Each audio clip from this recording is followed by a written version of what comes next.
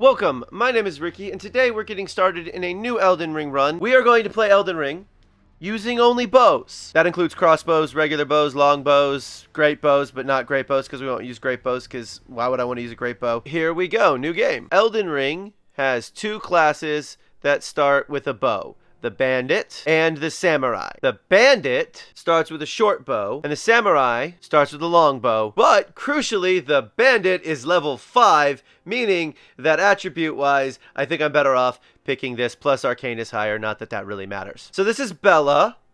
I did not name her after Twilight. I did name her after Lauren Cohen's character from Supernatural, who I thought was unjustly maligned. So let's talk rules. We have to use a bow. Crossbows are okay. Other weapons are not okay. Spirit summons are absolutely allowed because I don't really trust myself to fight a lot of these, especially the late game bosses, on my own. Although, maybe. We'll have to see. Certainly, some late game bosses might be easier on my own. But it would be nice to have a distraction. Probably not going to use Black Knife Tish. Probably just going to use the Mimic tier. At least this time the Mimic tier will be useful. Bye, Grafted Scion. Yeah, that's basically the rules. We got to beat the game. Once again, just like my Rune Level 1 playthrough, we're not necessarily going to beat all the bosses. There's a gimmick boss we are probably not going to fight with a bow, and I probably won't kill on, an episode. There is the worst boss in the game. That's optional. The worst optional boss in the game. And we'll probably not kill her either. Although we might kill Moke because I might be able to, rot him and bleed him and poison him right at the beginning and then just, watch it tick down. I don't know if you have to interface, too, with physical damage like you do other bosses. Also, if you're wondering why I named her Bela, the character before was Juliet. And my Psych DVDs are right next to my Supernatural DVDs. And I was thinking, what female character could I name her after? I could have named her after Chief Vic, I guess, from Psych. But really, I was thinking it's time to move on to a different TV show. I don't know why I'm wandering around over here. I saw Supernatural and went, what female's on there? And then I immediately went Bela. Because I have always believed that she was unfairly treated by the fans of that show. So, here's what we're going to do today. This is just an introductions. So, I have used the bow extensively. I don't think there's a single playthrough where I haven't at least used the bow a little bit. We need to improve the damage of this bow right away. That took 5 arrows to bring him down, and arrows are a limited supply. The other rule that I'm imposing upon myself for this playthrough is to not enter an area until I've beaten that area's main boss, or the previous area's main boss, with the exception of Caelid. I need to get into Caelid. Alright. Bye, Melina. Have fun. You gotta put it on the thing, man. Tell how frequently do I play this game? Where I'm not starting a new one, that every time I start a new playthrough, it's the same thing. No, grab the map. Why are we not grabbing the map, game? Thank you. Sometimes, man. Hi. Hello, Ronnie. Rena. So basically what I'm saying with this rule is, as long as, Godric is still alive, I can't go to Liurnia of the Lakes. As long as Renala is still alive, I can't go to... Nope, not fighting you. I can't go to the Altus Plateau. I may break that rule. I don't think I'll break it before, Godric. The biggest issue with this particular playthrough is going to be which spirit summons to use, and I'm not sure which one to use. Latina, maybe? She's an archer. Lutel. I could tell you which one we're probably not going to use, and it's going to be the pain in the butt one to get. Although, who knows? Maybe I can actually beat, what's her face? The Black Knife, to get Tish. What's her name? Tish's mother. You know what? Let's just go to the round table hold here. Mostly because it's nighttime. You know what's going to be great? When I can level up my vigor and I don't have to deal with having 20 health. Not 20 vigor. It feels like sometimes I only have 20 health. I may change my mind about the whole not going to Liurnia before I beat Godric and not going to Altus before I beat Renala. I may not. I don't know. We'll have to see. The other big rule that we're going to be doing is that I'm not going to be using the gold pickled foulfoot or the gold scarab to level up after boss fights to get a bunch more runes. I'm going to try and do it a little more honestly. Not completely honestly. I'm totally going to abuse this platform down here to buy arrows. Not to level up, but to buy arrows.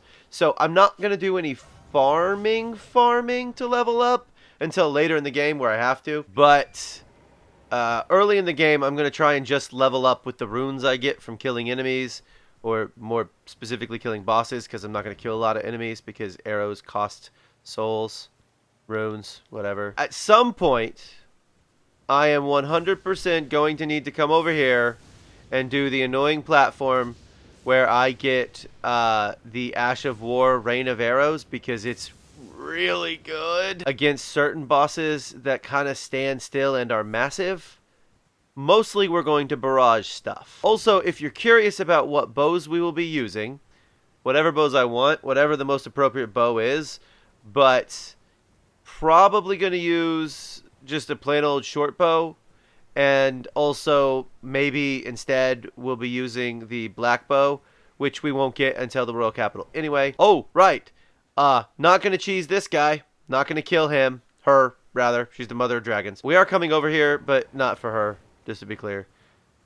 So we're not going to cheese her to get any kind of bunch of levels. Not going to cheese the Knights Cavalry on that bridge that we rode past. I'm really going to try and trust myself to play the game better. My Rune Level 1 playthrough taught me that I am probably better at this game than I realized, but it also taught me that I am not nearly as good at this game as I need to beat a Rune Level 1 playthrough with the skills that I have. Now, I will say this.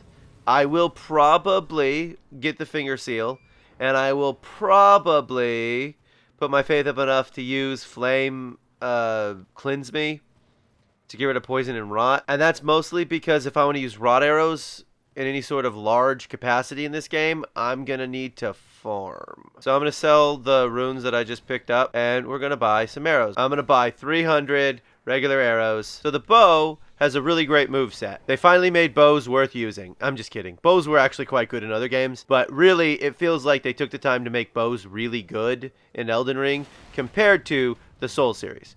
Where, like, I've played through Dark Souls with a bow. I tried to play through Dark Souls 2 with a bow and I got bored. And I've never tried it in Dark Souls 3. The big downside to not heading to Liurnia before is that she won't move to the Round Table Hold. Hang on a second. Oh, I start with bone arrows. Oh, well, we're going to swap those around right away. Hi, Bernal. Bye, Bernal. I'll see you when I get to Volcano Manor. Just kidding. We probably aren't going to go to Volcano Manor. That's not true. We might. They have smithing stones. Somber smithing stones. Well, and regular ones, too, for that matter. No. No. Move. What? Neither one of you broke it? Thank you. I guess it's a good thing I accidentally aggroed that guy. Oh, and the third one. Okay. Help me. I'm stuck. Okay. Oh. I forgot to talk to him first. I'm gonna kick you. I'm gonna kick you. Kicking takes forever. Could you imagine beating the game this way? I know someone has. I've probably watched the YouTube video of it. Come out.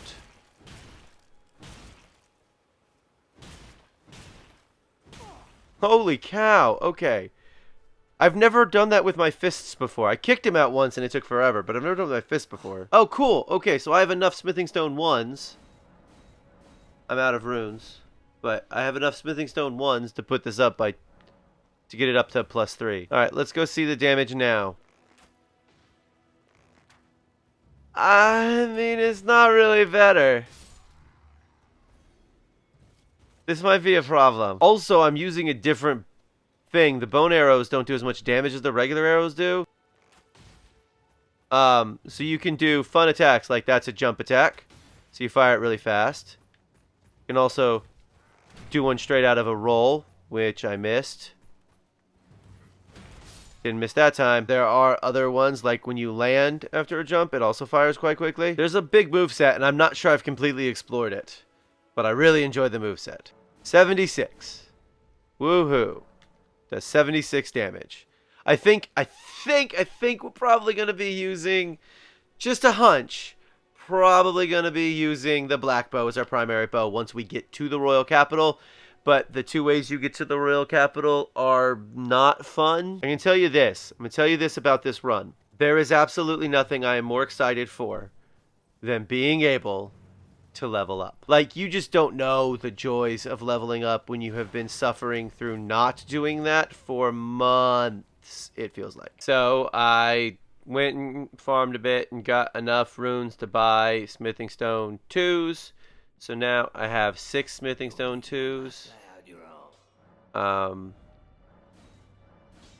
now we're at 83 plus 5. So I feel like we have to end the episode by at least fighting Margit. And we'll find out real fast if the short bow with barrage was a better idea than the long bow, which doesn't have barrage on it, which is actually the reason I went with the short bow, by the way, more than anything else. Is because it comes default with barrage, and that is incredibly useful. Also, we don't have Margit's shackle, which we'll probably wind up getting one way or another anyway.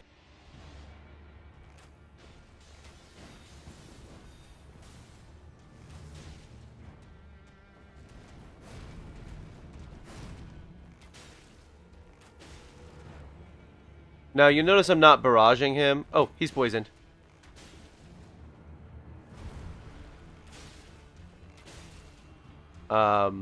Well, that's good news. It took, I think, 5 arrows to actually poison him. It's going to take more the second half.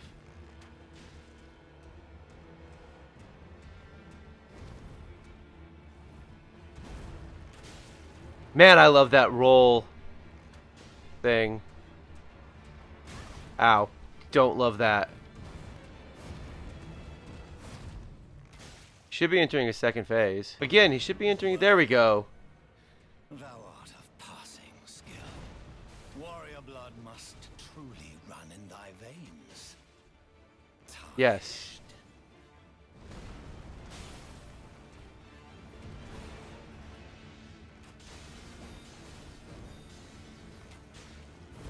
Ow.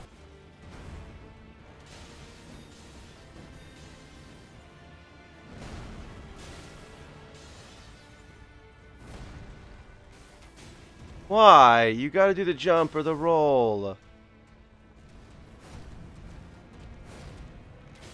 Man, I love that. I know it doesn't do a lot of damage, but I love that. Actually, it does the same amount of damage. Jump attacks do less damage. Roll attacks do the same amount of damage as a full shot. But jump attacks do less. So jump attacks do 65. Well, that sucks. We're basically there. I'm not going to kill Margit today because I just don't have the patience to go get enough poison arrows if I keep dying. So before next time, I am going to get a bunch more poison arrows. I'm also probably going to get a shackle just to help out, at least in phase 1. I might also try to kill the bell-bearing hunter so I can make other types of arrows without farming all of the various wildlife. Next time, we're going to kill Margit and then hopefully be able to kill Godric too. But we'll have to see. This has been Elden Ring, bow only. Thank you for watching and come back soon for more Elden Ring.